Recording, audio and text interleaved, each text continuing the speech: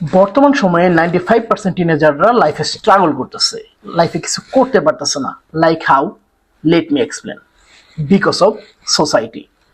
Like একটা ছেলে ছোট থেকে খুব দুষ্ট, বাবা মার কথা শোনে না, পড়ালেখা করে না, বাট একটা টাইম যাওয়ার পর তার বয়স যখন 16, 17, 18 হলো, তখন সে রিয়েলাইজ করতে পারলো না, লাইফে আমার চেঞ্জ আনতে হবে।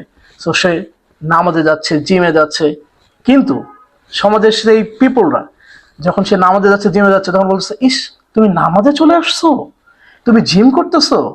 অন দ্য আদার হ্যান্ড, একটা ভালো ছেলে যে ছোট থেকেই বাবা মার কথা শুনে পড়ালেখা করে, বাসার থেকে বের হয় না, সো তার বয়স যখন 16, 17, 18 হলো, তখন সে লাইফে রিয়েলাইজ করলো আমার বন্ধুরা তো ট্যুর দিচ্ছে, চিল করতেছে, আমিও একটু করি। সো সে যখন সিদ্ধান্ত নিল যে আমিও ট্যুরে যাব, এবং আলটিমেটলি সে যখন ট্যুরে গেল বা ফ্রেন্ডদের সাথে চিল করলো, ঘোরাঘুরি করলো, তখন সেই সমাজের লোকরা বলবে, ইস ছেলেটা ভালো ছিল রে, ছেলেটা খুব খারাপ হয়ে গেছে। এই তুমি না ভালো ছিলা, তুমি না পড়ালেখা করতা, তুমি না এটা করতা ওটা করতা। সো আলটিমেটলি সমাজের লোকরা আপনাকে সমালোচনা করবেই।